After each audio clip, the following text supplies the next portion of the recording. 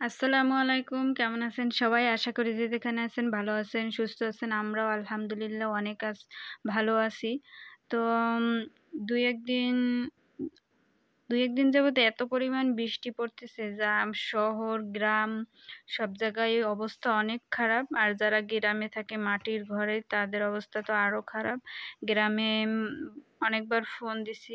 সারাদিন যদি বৃষ্টি থাকে শহরে যতই সুন্দর ঘর হোক না কেন ওটা কিন্তু ভালো লাগে না। আর কালকে সারাদিন বৃষ্টি পড়ছে, সারা রাতও এত পরিমাণ বৃষ্টি পড়ছে যা বলার বাহিরে। পানি একেবারে জমে গেছে। আর এই হইছে পদ্মা নদী। পদ্মা নদীর পাড়ে কিন্তু এই যে ভাঙা শুরু করছে।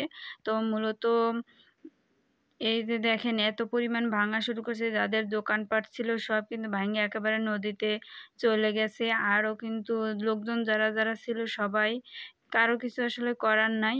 এটা এরকমই যে ভাঙে পড়বে, কি করবে কেউ কেউ কিছু এখানে করতে পারবে না আসলে। যা এই পানির গতি এগুলা কারো থামানোর মানে এটা থামানো যাবে না। যেরকমই হোক না কেন এগুলো সবই ভাঙ্গে এরকম পড়ে যাবে।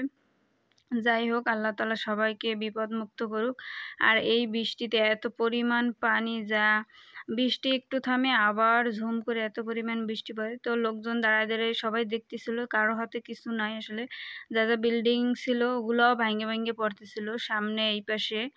তো সবাই অনেক কষ্ট পাইছে, যাদের দোকান ছিল, যাদের ব্যবসা বাণিজ্য এখানে টুকিটাকি চলে, সবাই কিন্তু আসলে যাদের যায় তারাই বোঝে।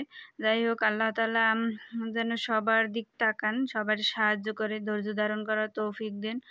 আর ঝড়ও কিন্তু মোটামুটি আছে হালকা পাতলা গ্রামগঞ্জে, শহরে অতটা যেহেতু গাছপালা নেই অতটা বোঝা যাইতেছে না।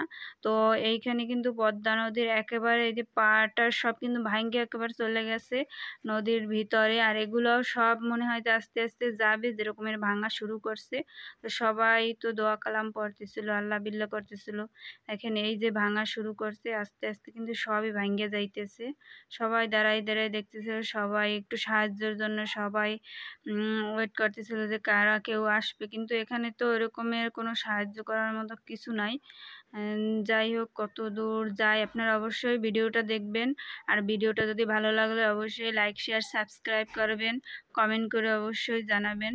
আর সবাই এখানে চলে যান যারা যারা সাহায্য করতে পারবেন, যাদের ক্ষয়ক্ষতি হয়েছে যতটুকু পারেন ততটুকু সাহায্য করেন। তো দেখতেই পেয়েছেন, এগুলো দেখে আসলে কিন্তু খারাপই লাগে। আমরাও দেখতেছিলাম, খারাপ লাগতেছিল আসলে।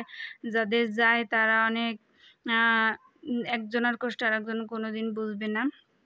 যাই হোক, আল্লাহ তাআলা একটু সাহায্য করুক, সবাইকে ধৈর্য ধারণ করার তৌফিক দে।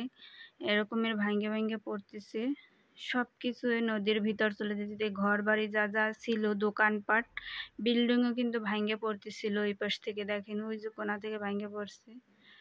যেহেতু মাটির নদীর পাড়ে অতটা নিচে করেনি, এই জন্য মনে হয় যে সবকিছু পড়ে যাইতেছে।